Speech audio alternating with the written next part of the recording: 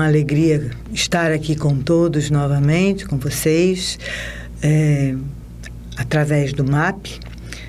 E vocês podem encontrar esse texto, esse vídeo no site do MAP e no canal do YouTube. Lembrando que vocês podem fazer perguntas a nós através do nosso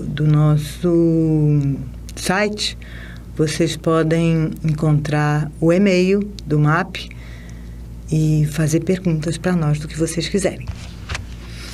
Meu nome é Laís Bertoche, eu sou médica, psiquiatra, homeopata, e estou aqui trazendo algumas coisas que eu aprendi durante todo esse tempo de vida. Pouca coisa, mas trazendo para vocês, partilhando com vocês essa experiência de estar no mundo. Mantenha-se, do livro Minutos de Sabedoria, de Pastorino, mantenha-se calmo e sereno em qualquer circunstância. Achei bem apropriado para os dias de hoje. Quando qualquer aborrecimento o atingir, como primeiro remédio, procure conter seu corpo físico. Não fique passeando de um lado para outro, torcendo as mãos ou esmurrando a mesa. Não. Sente-se e esforce-se por ficar imóvel alguns momentos. Verá como conseguirá grande parte de sua serenidade. Mantenha-se calmo o mais possível e o problema se resolverá por si. Uma coisa que eu tenho observado é que a respiração da gente, quando acalmada, ela acalma o nosso coração.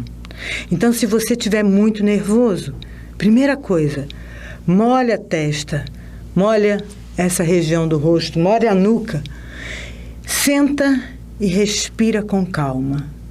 A respiração calma, mesmo que você tenha que forçá-la, ela vai aos poucos acalmando o seu coração.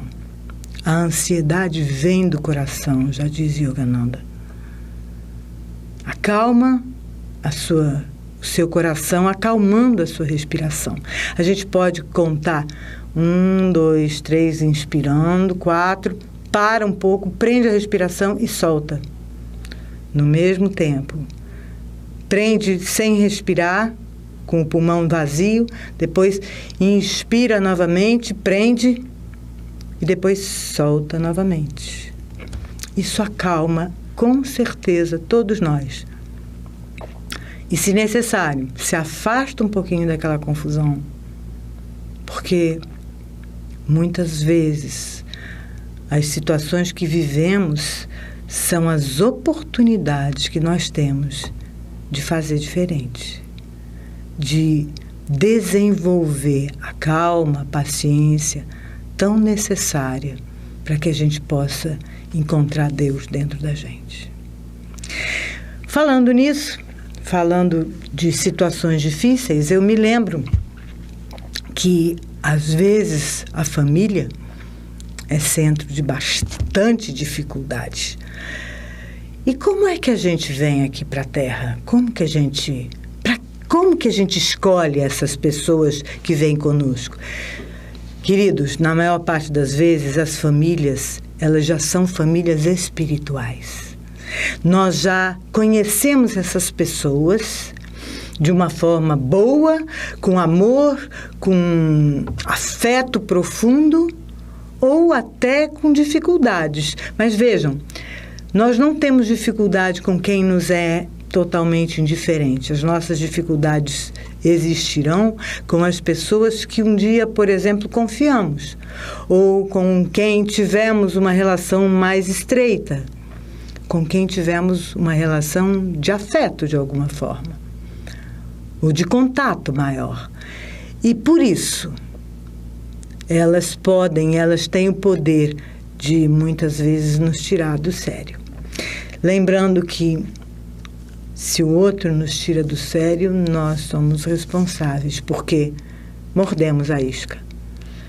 Se nós olharmos com tranquilidade para aquilo que está acontecendo, provavelmente observaremos que, na maior parte das vezes, o responsável pela confusão somos nós. Por quê? Porque deixamos nos inflamar pelas circunstâncias. Então, olhar com distanciamento, perceber com maior clareza a situação e identificar que, se nós estivermos serenos e confiantes em nós mesmos, ninguém pode nos tirar do sério, é de grande valia nesses momentos de tantas tensões e de tanta ansiedade. Bom, falaremos só mais um pouquinho da família. Esses laços que nos ligam a essas pessoas, geralmente eles vêm de objetivos comuns em outras experiências ou mesmo em experiências anteriores, até antes da gente aportar a Terra. Eu me lembro de um grupo de pessoas que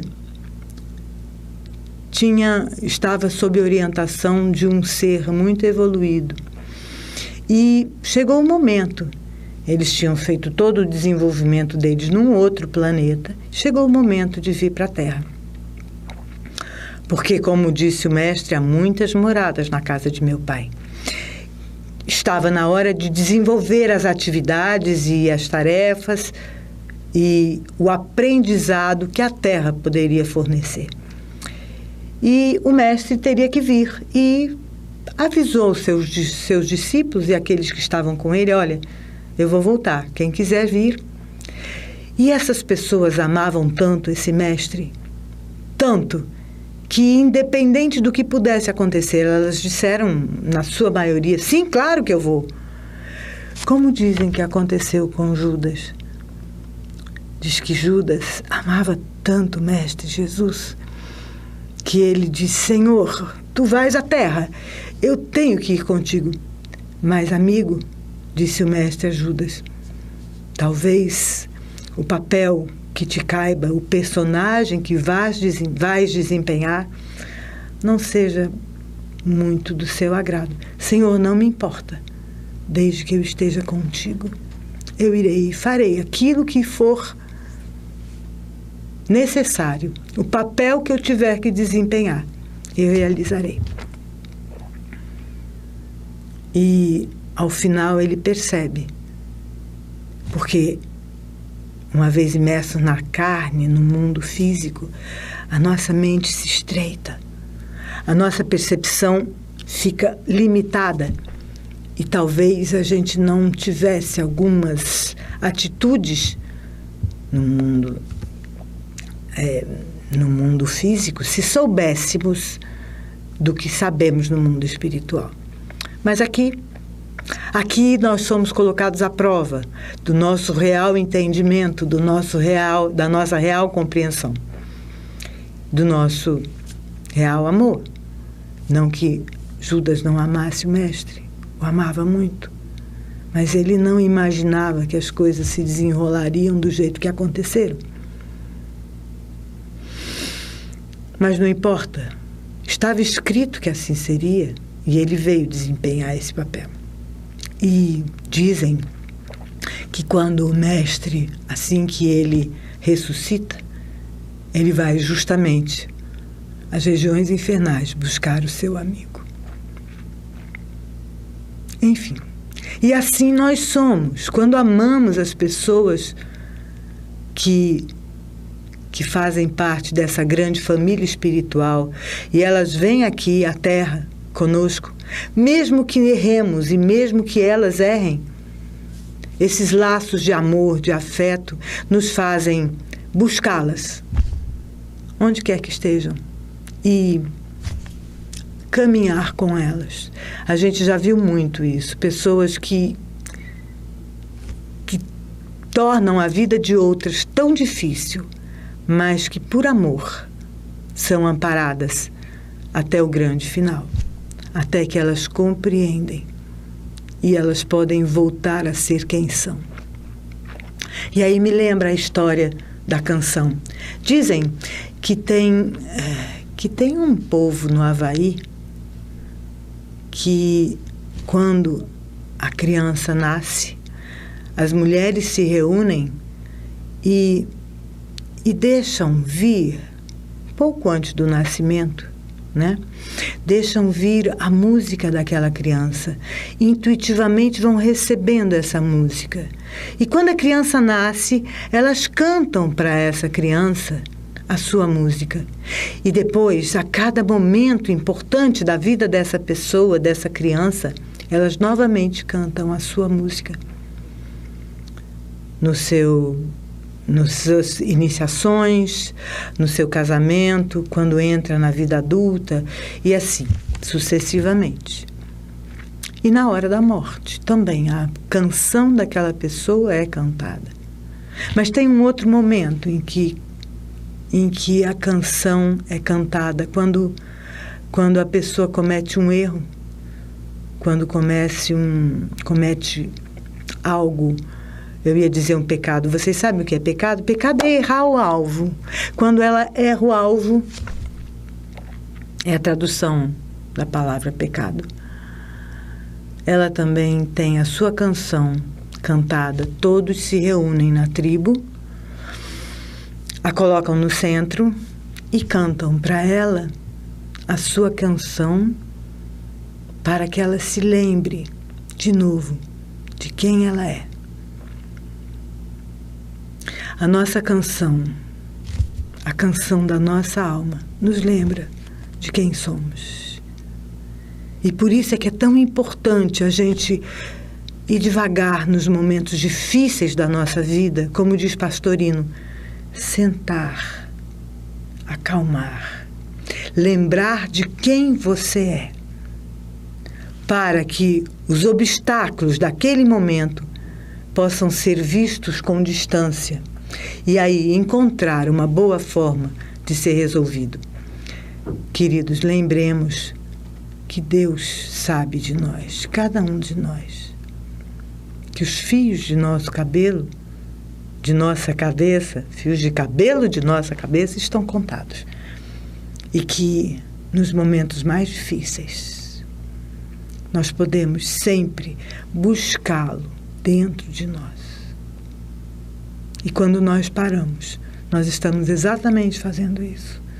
Buscando esse amor que nos mantém aqui no mundo físico. Esse Pai amoroso. Esse Mestre que nos dá a mão.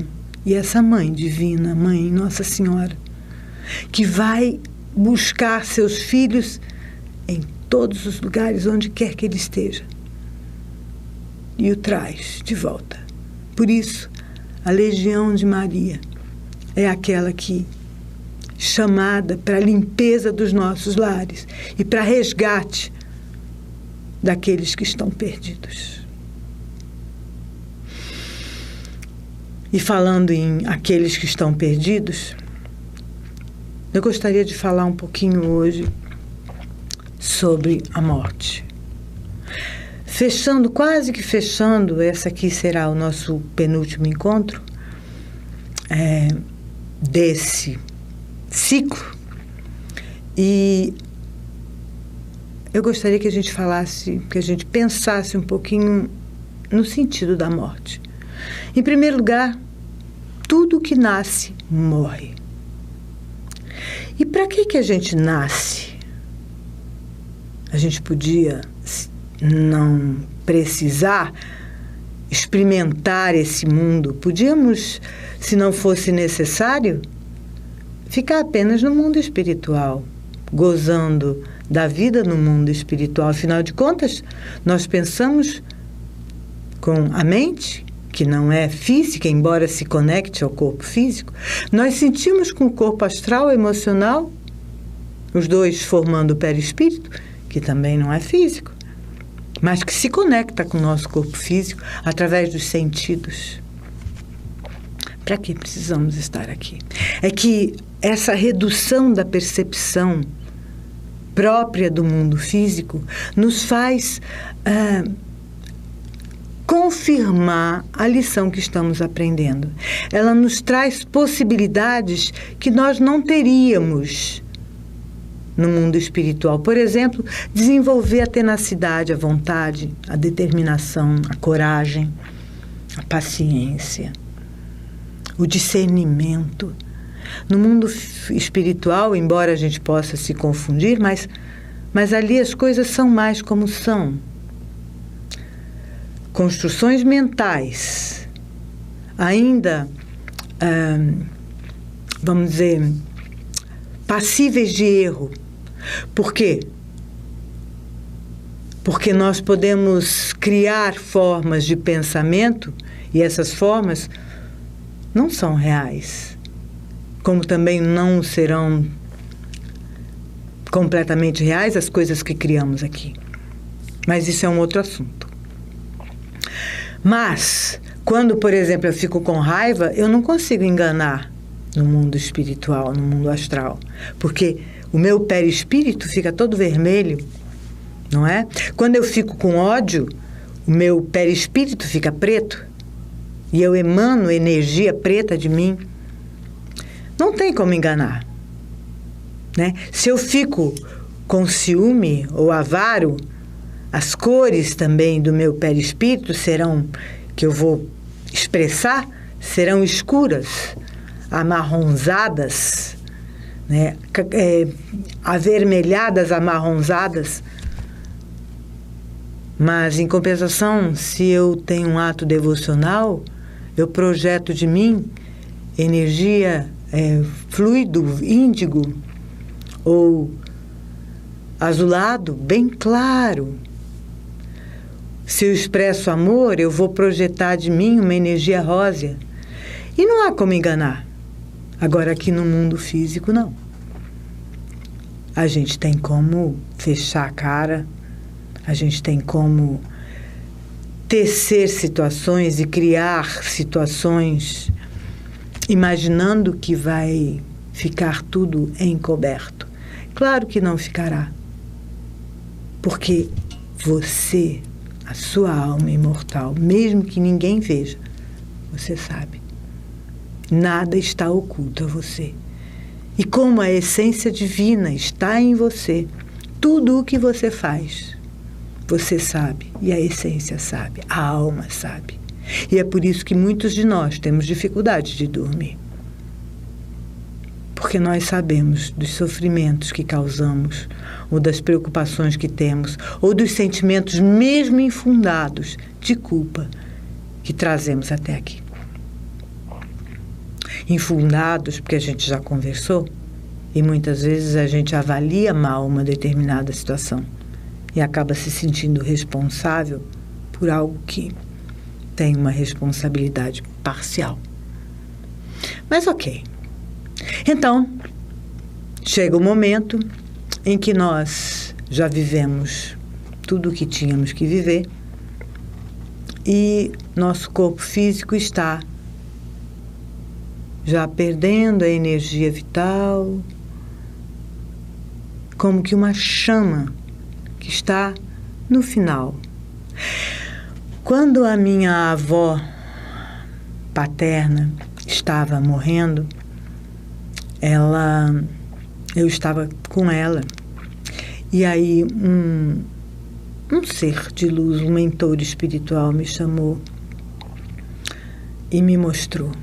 Ele falou, tá vendo? Uma vela, quando você veja que a vela da sua avó, né, representando a energia vital dela, ela está por um fiozinho. Até a cera dela se esgotou completamente. Vocês já viram isso?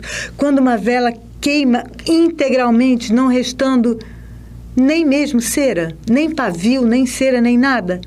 Isso é quando a energia vital da gente se esgota. Quando estava a nossa morte, ela ocorre exatamente no momento que ela tinha que ocorrer. Nada resta, tudo se dissolve.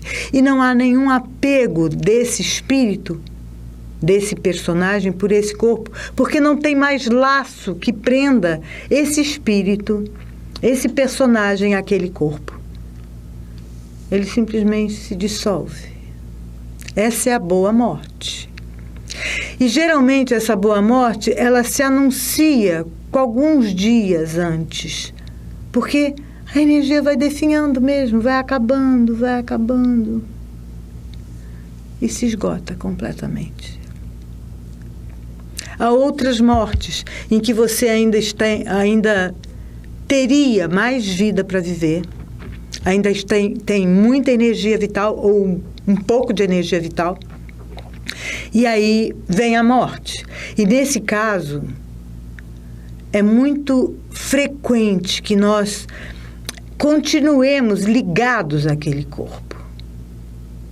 Nós não compreendemos exatamente o processo de morte, porque ele ocorre numa ruptura desse corpo espiritual, né, desse perispírito, com o corpo físico. Então, o cordão de prata, que é formado pelo duplo etérico, que é o molde do corpo físico, ele ainda se mantém ligado, ele ainda mantém uma energia vital e, portanto, se mantém ligado a esse perispírito, a esse corpo espiritual. E por isso, nesses casos, a gente precisa auxiliar a pessoa nesse desligamento. A gente que eu estou falando é a gente mesmo e, principalmente, aqueles que fazem o desligamento, os espíritos que ajudam as pessoas que estão morrendo. E todos são ajudados, gente. Nós, muitas vezes, não aceitamos a ajuda e refutamos, nós não queremos saber. Mas, mesmo assim, estão ali aqueles que poderão nos ajudar. Basta que nós aceitemos a ajuda. Voltando um pouquinho, quando ocorre isso, do cordão de prata se manter, ele é rompido de uma forma muito brusca. Ele não é dissolvido como numa morte natural. Ele é rompido, é esgarçado, é cortado. E aí o que é que acontece? Esse espírito, ainda encharcado de energia vital, esse perispírito, esse corpo espiritual, né? Não o espírito é consciência. Ele pode ficar perto do corpo, porque ele vai ter dificuldade para entender o que aconteceu. E como que nós podemos ajudar? Explicando para ele, falando mesmo. Fulano, olha, perceba, seu corpo estava muito doente. E chegou a hora em que ele não aguentou mais. E seu corpo, meu amigo, morreu. Perceba isso. Olhe para trás e veja. Seu corpo está morto. Perceba isso. E perceba que uma clara luz, agora, está envolvendo você. Essa clara luz veio levá-lo para o mundo espiritual. Aceita a ajuda. Se entrega, confia. Essa é a luz do Mestre. É a luz de Deus que veio envolvê-lo. Aceita, vai com ela. Segue. Alguns rapidamente compreendem, outros levam um pouco mais de tempo. Depende aí do nível de entendimento que nós temos da morte.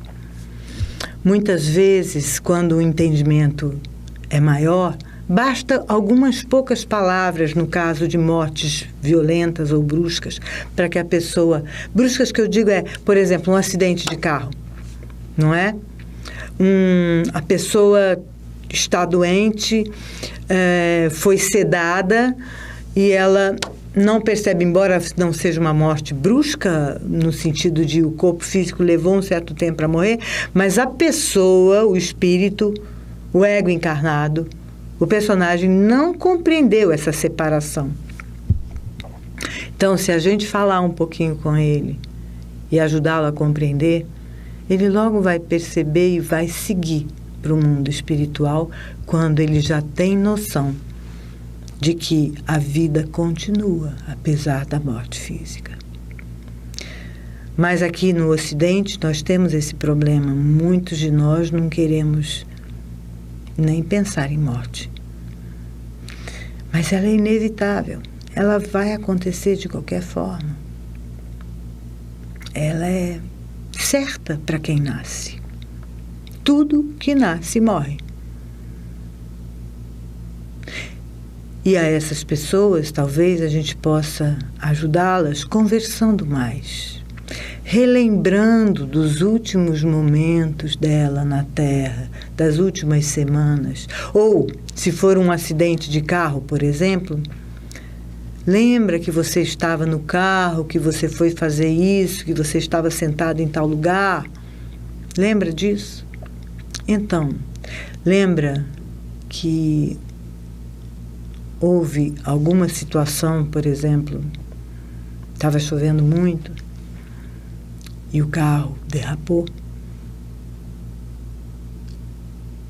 Então, lembra que você bateu em alguma coisa? Perceba. Perceba exatamente o que aconteceu. Fique bem presente, perceba. E agora, amigo,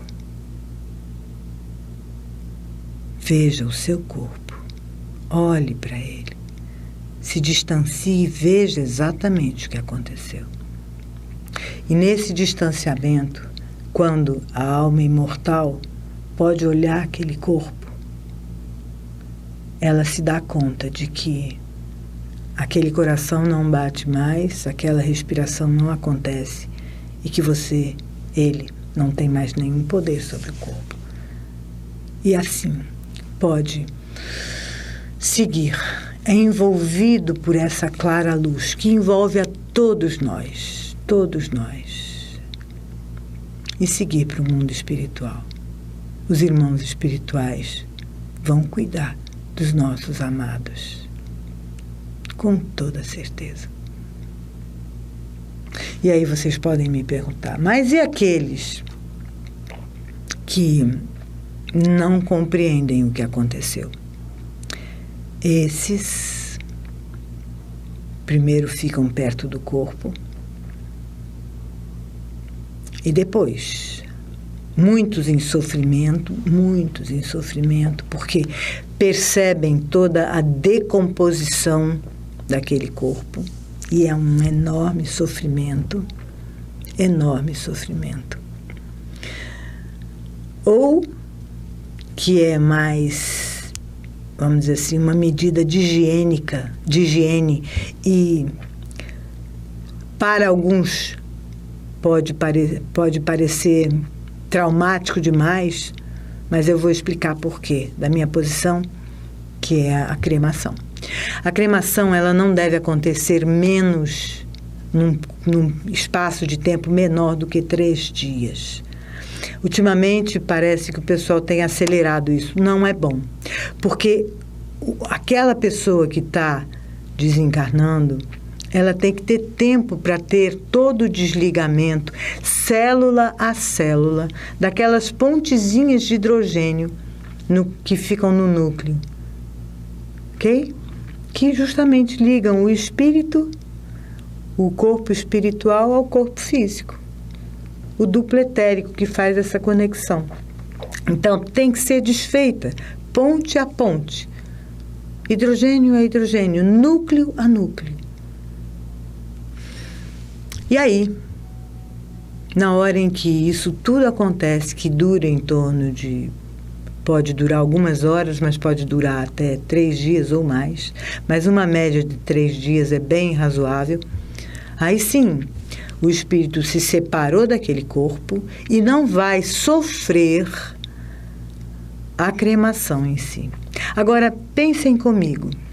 Aquelas pessoas que argumentam, mas se o espírito estiver ali ainda ligado àquele corpo, ele vai sentir todo o processo de cremação.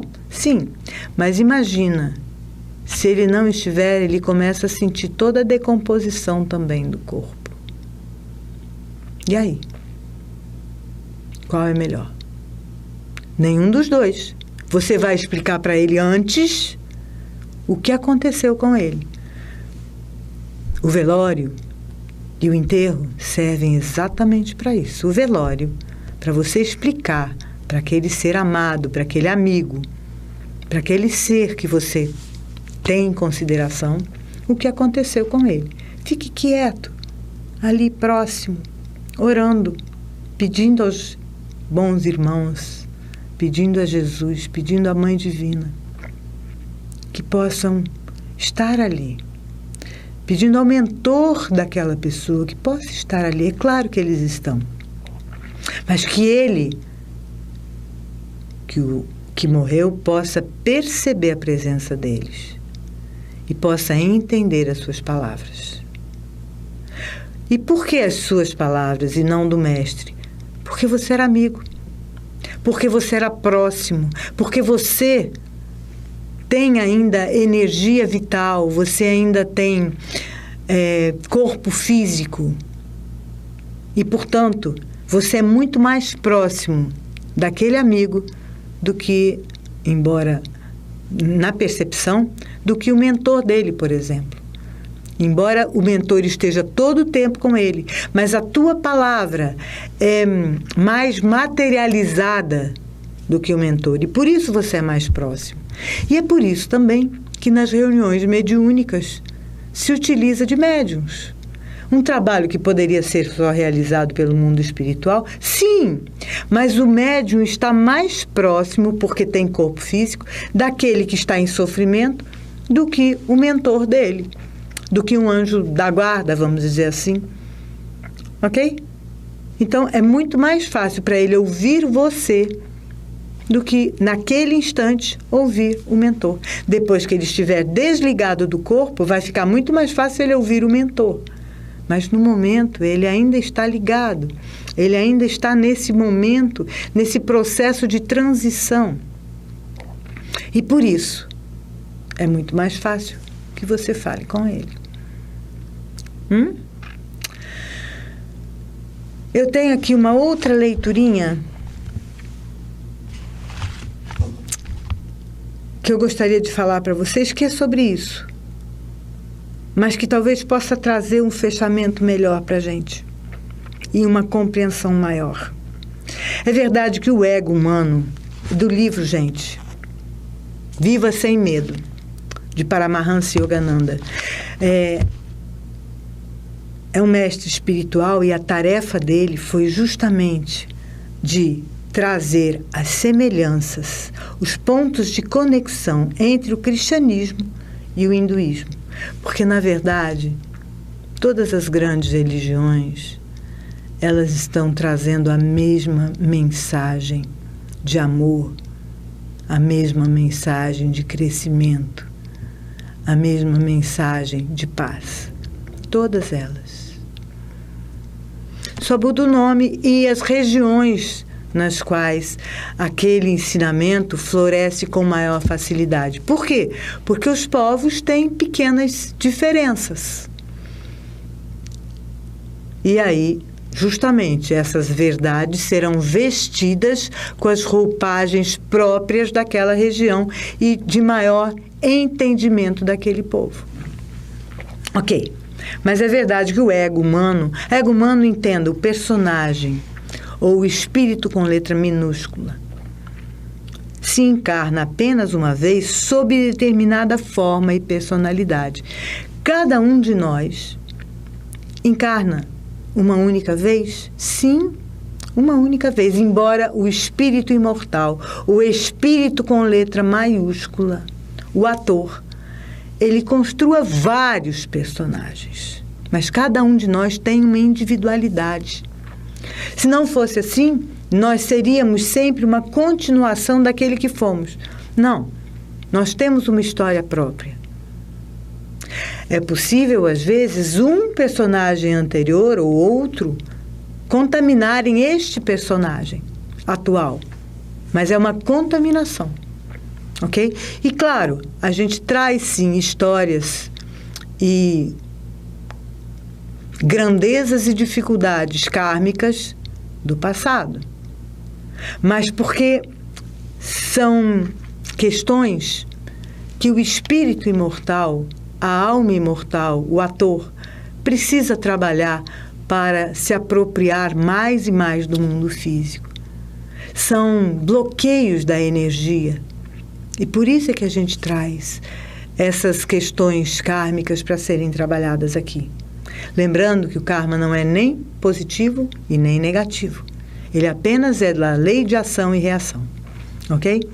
Então, nós vivemos aqui, nós nascemos de uma única vez, nós quanto individualidade, quanto ego, quanto este personagem atual. Entretanto, embora o ego, o personagem atual, abandone sucessivamente a individualidade das suas encarnações, nós nascemos homem, mulher e gordo, magro, enfim, de todas as nacionalidades necessárias para o nosso desenvolvimento, ele carrega nas câmaras do subconsciente os prazeres e os terrores das experiências de todas as vidas passadas. Nessas memórias que a gente está falando, nessas memórias que a gente veio trabalhar. Cada pessoa sente em seu íntimo numerosos temores subterrâneos, cujas raízes estão em obscuras experiências de suas vidas, de vidas há muito esquecidas. E por isso é que muitas coisas que nós sentimos hoje a gente não consegue explicar.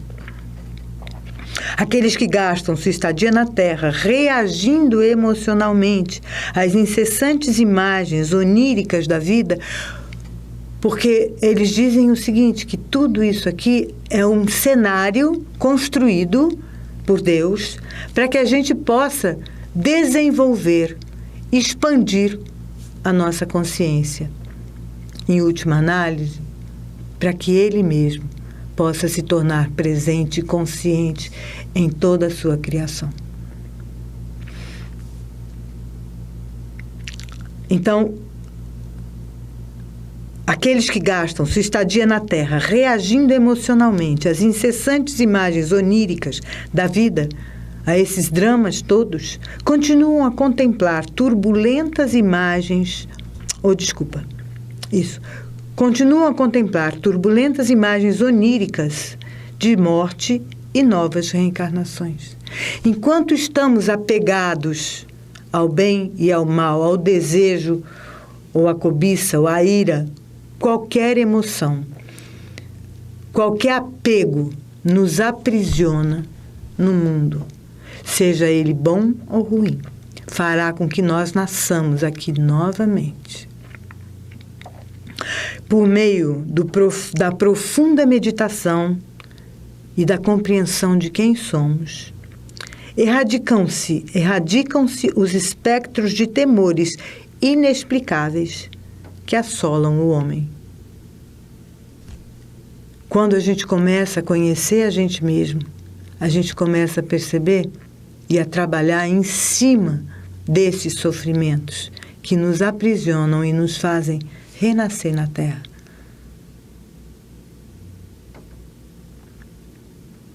E assim, quando Kardec nos diz isso, observa o que se repete na sua vida. Essas são as coisas que você veio trabalhar. Observa os sofrimentos que se repetem. Esses são aqueles que você veio erradicar. E lembrando que ninguém pode fazer nada contra nós. É a nossa percepção da vida, da realidade, que nos faz mais feliz ou mais infeliz. Ninguém tem o poder de nos perturbar se nós não tivermos a tomada que acolhe aquela perturbação. Todas elas sempre são fruto do nosso... todos os sofrimentos, eles são sempre frutos da nossa visão de mundo. Enfim, queridos, estejamos atentos ao que fazemos de nós e aquilo que nos impressiona. e trabalhemos no sentido de buscarmos essas raízes em nós, para que possamos dissolver todos os bloqueios que nos impedem de ser quem somos, almas imortais, filhos de Deus, partilhando da sua presença todo o tempo em nós. E agora, eu gostaria de pedir a todos que pudéssemos orar por cada um de nós e por todos. Uma oração tibetana muito bonita que diz que todos os seres da direita, que todos os seres da esquerda, da frente, de trás, de baixo e de cima, possam ser felizes, bem felizes, possam ser saudáveis, bem saudáveis, para primeiro cuidar de si primeiro, depois do outro e dos outros, através da plena atenção, da compreensão correta e de um coração amoroso. Paz a todos e obrigada.